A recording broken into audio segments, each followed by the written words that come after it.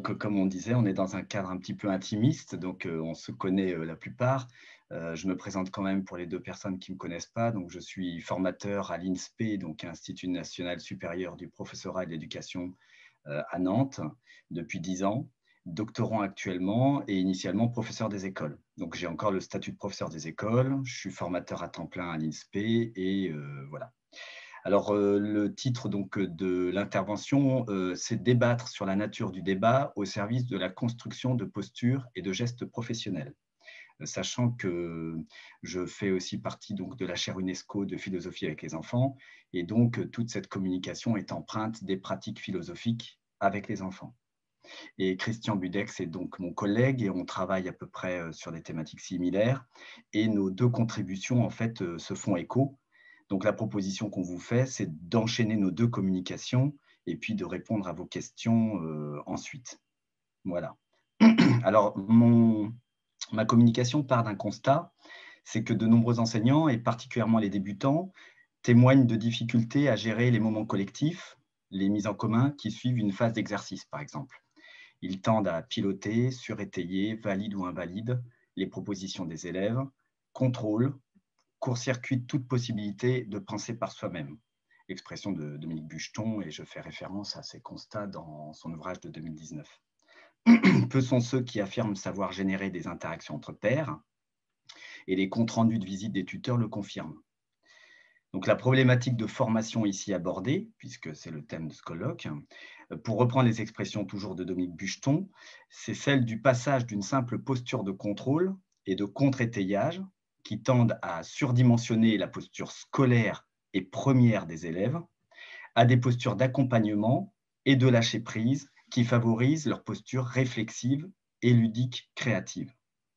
Et plus précisément, il s'agit de se demander comment adopter des gestes professionnels qui favorisent les interactions élève-élève à des fins argumentatives, problématisantes, conceptualisantes et interprétatives.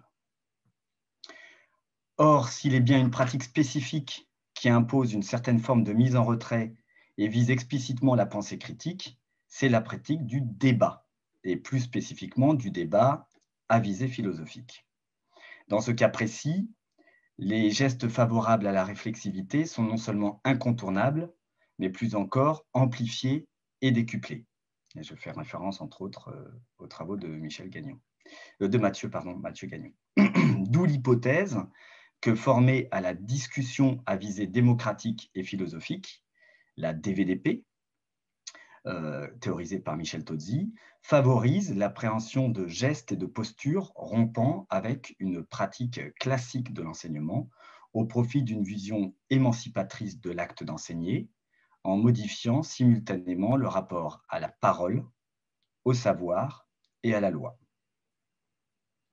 La présente contribution propose un scénario de formation qui consiste à faire débattre les enseignants sur la nature même du débat, sous forme de discussions à visée démocratique et philosophique, pour ensuite les inviter à expérimenter une DVDP avec leurs élèves. L'idée étant de provoquer une prise de conscience à minima de l'importance du lâcher-prise et de l'accompagnement enseignant, à maxima de l'efficacité de la DVDP pour favoriser les postures réflexives et ludiques créatives des élèves, au-delà des postures premières, scolaires et dogmatiques. La simple question des conditions sine qua non du débat engage toute cette réflexion en interrogeant ce que Dominique Bucheton appelle les logiques d'arrière-plan. Dans un premier temps, je vais expliciter ce que peut être l'émergence d'une posture philosophique dans et par le débat, et puis je présenterai le dispositif de formation et les principaux invariants obtenus. L'enjeu est de promouvoir une conception de l'école, lieu d'émancipation et d'adhésion à des valeurs philosophiques propices à la pensée complexe, à la laïcité et à la démocratie. Au fond, ne s'agit-il pas de rendre les enseignants philosophes et l'école philosophique, comme le propose Edwige Chirouter, titulaire de la chaire UNESCO de philosophie avec les enfants, avec toute l'humilité évidemment que ça implique. Ce qui exigerait, pour reprendre ses propos, une conversion de l'enseignant, vous voyez la référence à Platon, qui doit réfléchir sur le sens des disciplines et des savoirs enseignés, sur l'acte même d'apprendre et sur la transformation que cet acte implique. Donc Edwige Chirouter est en cours de publication d'un ouvrage sur cette question qui doit paraître chez Vrin à la fin de l'année. Une transformation du rapport au savoir, du rapport à la démocratie et au sujet élève. Alors tout d'abord, rappelons que le savoir, fût-il scolaire, n'est jamais savoir s'il n'est le fruit d'une construction collective, en communauté de recherche, par rectification successive d'erreurs, et donc essentiellement réfutable, comme dirait Karl Popper. Le rôle de l'enseignant est d'inviter les élèves à adopter à son exemple une posture de faillibilité, je reprends l'expression de Mathieu Lippmann, vouloir soumettre systématiquement à la critique de la communauté de recherche ses propositions et se sentir grandi de la reconnaissance de ses erreurs. Évidemment, je pense tout de suite à Gaston Bachelard. Se reconnaître faillible n'est pas aveu de faiblesse, mais d'humilité et de puissance.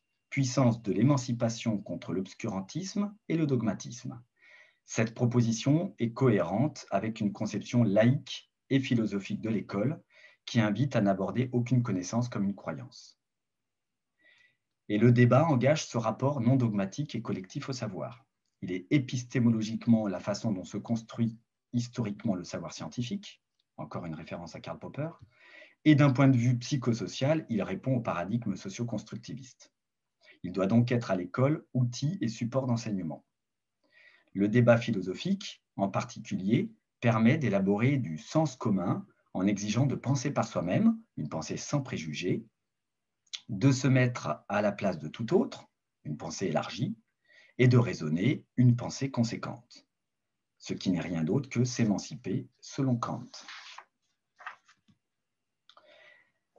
En cohérence avec ce rapport non dogmatique et collectif au savoir, l'apprentissage exige de la part de l'enseignant une posture de questionnement. Pour reprendre les expressions de Michel Fabre dans « Éduquer pour un monde problématique », le monde contemporain est un monde où les vérités n'apparaissent plus comme des essences stables, mais comme des nœuds de problèmes à résoudre. L'enseignant est donc celui qui apprend aux élèves à problématiser et qui développe le désir du problème, expression de Sébastien Charbonnier. La posture philosophique de l'enseignant, et donc le débat philosophique, engage particulièrement ce processus de problématisation. Il invite les élèves à formuler les questions et à interroger la valeur même de ces questions, pour ensuite structurer un échange qui permette de construire et résoudre des problèmes identifiés, pour en générer de nouveaux. Il est en fait une fabrique à problèmes, une machine à générer du doute. Aussi, parce que dans le débat philosophique, tout est soumis à la critique, parce qu'ici, plus qu'ailleurs, les questions doivent valoir plus que les réponses, il engage un autre rapport aux apprentissages dans lequel l'enseignant n'est plus celui qui sait et les élèves ceux qui doivent écouter, pas plus qu'il n'est celui qui interroge et les élèves ceux qui doivent répondre. Par ailleurs, l'enseignant, même s'il détient entièrement le pouvoir dans la classe, ne peut, d'un point de vue éducatif, le monopoliser. On ne peut pas élever à la démocratie dans un cadre autoritaire. Éduquer à la démocratie exige une autorité partagée. Et forcément, cela fait écho aux grandes figures de la pédagogie que sont Freinet ou Korczak. Il s'agit donc de défendre une conception de l'école qui développe l'esprit démocratique par la pratique, la praxis permanente de la démocratie. Or, la démocratie est conditionnée par de l'existence, est conditionnée par l'existence, la reconnaissance et le respect de différences. Elle est donc favorisée à l'école par cette posture philosophique de l'enseignant, caractérisée comme reconnaissance de l'altérité, reconnaissance par l'altérité et désir d'altérité. Le débat, et particulièrement le débat philosophique, fait donc vivre cette démocratie en tant que manière de vivre, pour reprendre une expression de John Dewey. En ce qu'il est libre confrontation d'idées dans un cadre sécurisé et coopératif, où chaque participant a autant le droit à la parole, au silence, à l'écoute et au respect. Il est vecteur d'égalité, de liberté et de fraternité. Cher Christian, écho évidemment à ta thèse soutenue en décembre et à l'article de 2019. Cependant, pour qu'il y ait démocratie et éducation à la démocratie, l'enfant doit être reconnu comme sujet. Et pour l'instituer comme sujet, il faut reconnaître dans le même temps son droit à penser, la valeur de cette pensée et le droit d'expression de cette pensée. Autrement dit, dans un nouveau rapport éthique et épistémique à l'enfant, l'enseignant se doit de le reconnaître comme un interlocuteur valable. La posture philosophique de l'enseignant exacerbe cette reconnaissance qui représente pour certains une mise en danger. Le danger, entre autres, de l'insolence, qui fait très peur à nos étudiants. Mais si l'on ne confond pas insolence et insulte, insolence et arrogance, si l'insolence ne déroge pas à l'obligation de respect des personnes et des lois démocratiques, on peut reconnaître cette imposture comme proprement philosophique, comme écho à la figure même de Socrate. Peut-être faudrait-il alors la cultiver. Il y a eu une discussion récente avec Dominique Bucheton qui me disait que finalement la posture de refus des élèves était très rassurante. Quoi qu'il en soit, le débat philosophique encourage cette reconnaissance du point de vue singulier. Il participe de la construction du sujet scolaire. Vous avez compris que j'aimais beaucoup Dominique Bucheton. Par le débat, l'élève en tant qu'individu est amené à se confronter à la vie des autres et, en prenant position, se sociabilise, s'affirme et s'individualise. L'autre devient particulièrement visible. Propos de Dols. Apprendre ensemble, travailler de concert, faire de la classe un espace de curiosité et d'exigence. Passer d'une relation verticale à une relation horizontale en favorisant les interactions élève-élève. Bref, apprendre à débattre, tel est donc un enjeu important de la formation des enseignants. Et de surcroît, il faut apprendre à l'apprendre. Débattre nécessite une didactique spécifique. Il semble alors incongru de ne pas en faire un axe fort de la formation des enseignants, au même titre et au même rang que la didactique des mathématiques ou du français.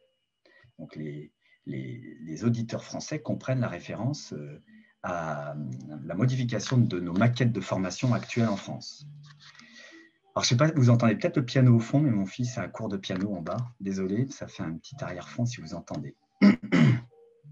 D'un point de vue heuristique, même s'il ne s'agit pas d'en nier la complexité, le débat à visée philosophique semble donc une porte d'entrée particulièrement appropriée par le type de sujet qu'il aborde, par sa nature même, par l'organisation qu'il exige, par les compétences qu'il sollicite et qu'il développe.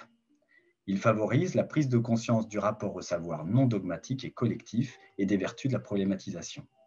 Il renforce le rapport démocratique au pouvoir et la reconnaissance éthique de l'élève comme sujet. Faire vivre un débat sur les conditions sine qua non du débat peut non seulement permettre de didactiser cette pratique, mais plus encore d'en mesurer les enjeux et favoriser l'émergence de postures et de gestes professionnels adaptés. C'est dans cette perspective que nous avons construit notre scénario de formation.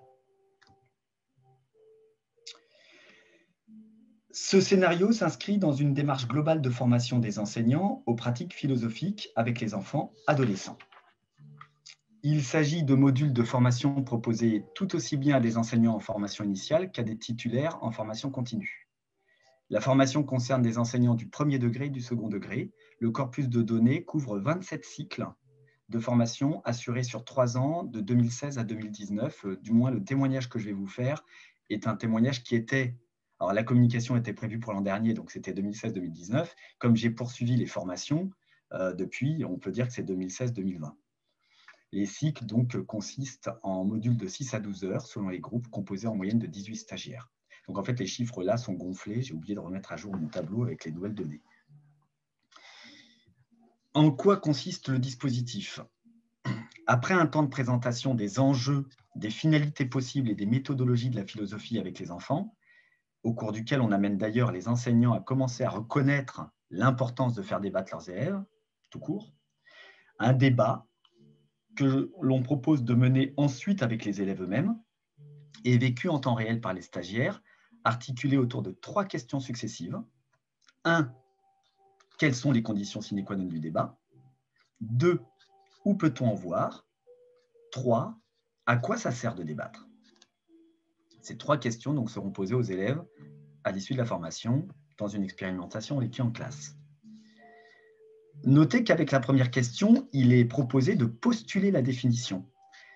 C'est une stratégie de notre part pour générer du malentendu, du désaccord et permettre in fine de définir ce dont on parle.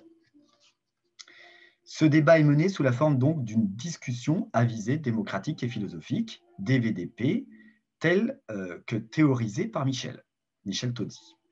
Alors, je fais beaucoup référence à ces noms, vous me direz si vous ne les connaissez pas à la fin pour que je présente ces personnes, qui sont donc d'éminents chercheurs.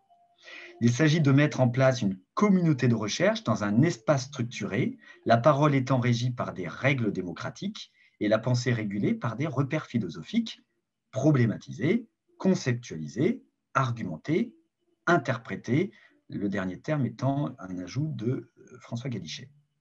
La co-animation est organisée autour de rôles, animateurs, donneurs de parole, synthétiseurs, observateurs. Dans un premier temps, chaque stagiaire, individuellement, liste ce qu'il considère comme les conditions sine qua non du débat. Et j'attends de lui qu'il dégage au moins 6 conditions. Dans un second temps, ils sont regroupés par petits groupes de 4 ou 5 et mettent en commun leurs réflexions. Dans un troisième temps, les rôles sont attribués, donc un donneur de parole, 2 secrétaires et 2 dessinateurs. Le donneur de parole doit introduire et clore la discussion. Il est garant du temps et donne la parole dans l'ordre où les demandes lui sont adressées. Les secrétaires et dessinateurs notent, dessinent ce qui se dit, ce qui leur semble important. Ils sont positionnés en dehors du cercle de parole. Tous ceux qui n'ont pas de rôle spécifique sont des participants ou débattants positionnés en cercle, le rapport à l'espace étant fondamental. Le formateur assure la fonction d'animateur. Il pose des questions, synthétise régulièrement ce qui a été dit et peut noter des mots au tableau au fur et à mesure de la discussion. Il ne donne jamais son avis. Le débat peut enfin commencer et dure 40 minutes. À l'issue de la discussion, la parole est donnée au secrétaire et au dessinateur qui synthétisent la discussion. Puis, on organise un retour méta et enfin, le formateur effectue une synthèse générale. Les données analysées sont le fruit d'une recherche-action en formation, vous avez compris, donc le formateur c'est moi principalement, hein, et enfin c'est tout le temps moi. Elles sont composées d'enregistrements audio, des séances de débat, de photos des tableaux, donc vous voyez ici quelques traces de tableaux que je vous ai mis, mais il y en a évidemment le nombre de formations effectuées, et des prises de notes des secrétaires et des dessinateurs. Enregistrement audio, photos de tableaux et traces des secrétaires et dessinateurs. L'analyse est qualitative. Nous avons identifié un certain nombre de récurrences dans les propos, dégagé des invariants en confrontant les enregistrements et en croisant les tableaux obtenus. Les invariants ici présentés sont ceux produits dans tous les groupes observés. Ils ne sont pas hiérarchisés et n'apparaissent pas toujours dans l'ordre où ils ont été élaborés dans les débats. Alors donc, quels sont ces invariants? Et donc, c'est ma dernière partie. Quelles sont donc les... je ne sais pas si je suis... Non, 19, ça va. Quelles sont donc les conditions sine qua non du débat identifié par les stagiaires? Alors, voici les principales conditions obtenues discutées. Condition sine qua non, un sujet. Condition sine qua non, de l'altérité. Un discours spécifique, un engagement, des participants, une finalité, une éthique communicationnelle, un cadre. Voilà, j'en ai d'autres. Hein. Il y a d'autres, mais qui n'apparaissent pas forcément sur tous les groupes. Là, j'ai pris donc les récurrences, et soyons honnêtes, le formateur a quand même une posture maïotique. Il fait un petit peu accoucher les esprits de certains invariants quand cela n'arrive pas. On pourra en reparler lors de la discussion. Alors, un sujet, mais de quelle nature? L'idée qu'il faille un sujet de débat fait facilement et rapidement consensus. Par contre, l'invitation de l'animateur à préciser cet invariant génère du questionnement et du dissensus. Ce qui est spectaculaire, c'est qu'en communauté de recherche, les stagiaires prennent systématiquement conscience de l'importance d'une problématologie, ce qui ferait un grand plaisir si Michel Fabre assistait à cette communication. Voilà. Donc, Michel Fabre entend la discussion les conduit à reconstituer les principales caractéristiques d'un problème et de ce qui pose problème dans la formulation même du problème. Ils comprennent au fond les raisons d'échec de certaines de leurs séances, liées au manque d'enjeux et à l'absence d'implication des élèves, au fait même que les élèves ne sont pas acteurs du problème qui leur est posé, que ce soit en mathématiques, en histoire, pas qu'en philo. L'altérité. Les stagiaires considèrent l'altérité comme une condition du débat. Il faut qu'il y ait différents points de vue. Ils sont tous d'accord. Par contre, qu'il faille nécessairement opposition ne fait pas l'unanimité. Certains pensent qu'un débat peut être comparable à la construction d'un puzzle et ils arrivent rapidement à l'idée de délibération. D'autres défendent à contrario la nécessité d'un conflit. Ici se manifestent différentes conceptions de l'apprentissage, de l'école, des relations interpersonnelles et de la société. Des logiques d'arrière-plan sont mises à jour et questionnées. Le sens et l'utilité du conflit socio-cognitif émergent. Un discours spécifique, les participants expriment aussi la nécessité de se comprendre pour débattre. À cela, ils ajoutent l'argumentation logique comme sorte de grammaire de la compréhension. Ils caractérisent alors ce qui est constitutif de la parole scolaire, le car et le parce que qui doit accompagner toute proposition d'élève. C'est important pour de jeunes stagiaires qui oublient souvent de demander aux élèves d'argumenter, voire qui oublient eux-mêmes de le faire. C'est aussi important pour comprendre le cadre laïque de l'école qui amène à opérer une distinction conceptuelle importante entre croire et savoir. Au critère de l'argumentation est associé généralement celui de l'engagement. Peut-on débattre sans s'engager personnellement? Et ne faut-il donc pas reconnaître comme condition sine qua non du débat la volonté de convaincre? La discussion est généralement très animée à ce sujet. Certains considèrent que c'est justement incompatible avec l'idée même de débat. D'autres affirment que c'en est une condition élémentaire. La distinction entre persuader et convaincre est souvent nécessaire. Les stagiaires tombent généralement d'accord sur l'idée d'une posture intentionnelle fondamentale, à savoir la posture de faillibilité. Pour qu'il y ait débat, il faut reconnaître dès le départ la possibilité de pouvoir changer d'avis. Autrement, ce n'est pas un authentique débat. Tout le contraire donc du débat en politique. Posture popérienne, qui induit l'approche problématologique en donnant un statut positif à l'erreur. Qu'il faille des participants pour débattre semble aller de soi, mais le nombre requis prête à discussion. Peut-on débattre seul? Peut-on n'être que deux? Cela pose la question du médiateur. Un troisième terme est souvent reconnu comme condition de possibilité. Alors, ce qui est intéressant, c'est que la question de la neutralité du médiateur apparaît en général dans la discussion. Certains pensent qu'il doit pouvoir donner son avis afin de garantir l'atteinte des objectifs d'apprentissage visés. D'autres, au contraire, lui imposent une neutralité absolue, condition du penser par soi-même, et protection contre les travers transmissifs, impositifs et dogmatiques. C'est donc toute la question de la place et du rôle de l'enseignant dans la classe qui se retrouve finalement discutée et engage une fois de plus des logiques d'arrière-plan conséquentes et la compréhension des différentes postures buchtoniennes. Pour les participants, tout débat vise une fin, un objectif. Mais la nature même de cette fin les divise et permet de définir différents types de débats, argumentatifs, interprétatifs, réflexifs, etc. Ce qui induit des changements de gestes et de posture en fonction des sujets abordés.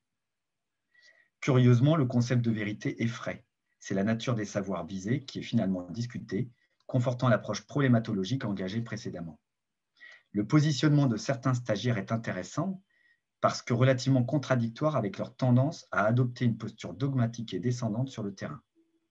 Ce débat sur les finalités du débat est donc vecteur d'une profonde et radicale mutation intellectuelle, interrogeant le rapport de l'enseignant au savoir et à la vérité. Une éthique, dans le prolongement de cette réflexion sur la finalité, les stagiaires identifient un certain nombre de principes éthiques, conditions sine qua non du débat, la liberté de parole, le respect, l'écoute et la reconnaissance mutuelle. Je ne développe pas parce que je n'ai plus le temps, et donc j'arrive au dernier point qui est un cadre.